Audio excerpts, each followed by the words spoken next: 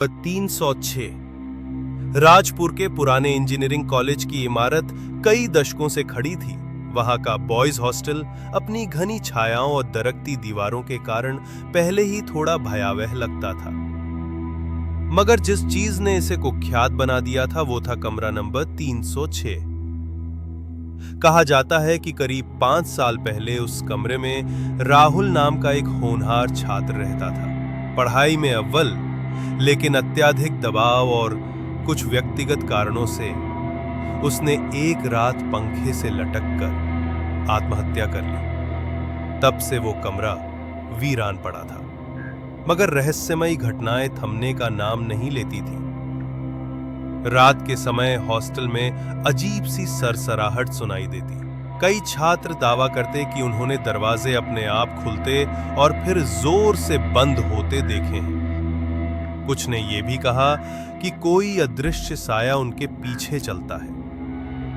सबसे अजीब बात यह थी कि कई नए छात्र सपनों में एक धुंधले चेहरे वाले लड़के को देखते, जो बिना कुछ कहे बस उन्हें घूरता रहता।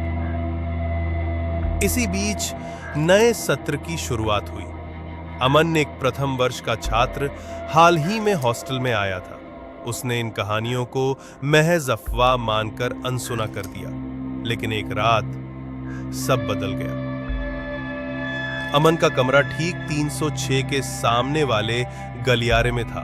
उस रात बारिश हो रही थी, बिजली गुल थी। आधी रात को अमन की नींद अचानक चीख की तेज आवाज से खुल गई। वो आवाज कमरा 306 से आ रही थी। पहले तो उसने सोचा कि कोई मजाक कर रहा होगा, लेकिन आवाज इतनी दर्दनाक थी कि वो खुद को रोक न सका। कांपते पैरों से वो गलियारे में निकला। कमरे के दरवाजे पर पुराना जंग लगा ताला पड़ा था, मगर अंदर से किसी के चलने की आहट और फर्श पर चीजों के गिरने की आवाजें आ रही थीं। डर के मारे उसने वार्डन को बुलाया। वार्डन और 2 सीनियर छात्र भी आ गए।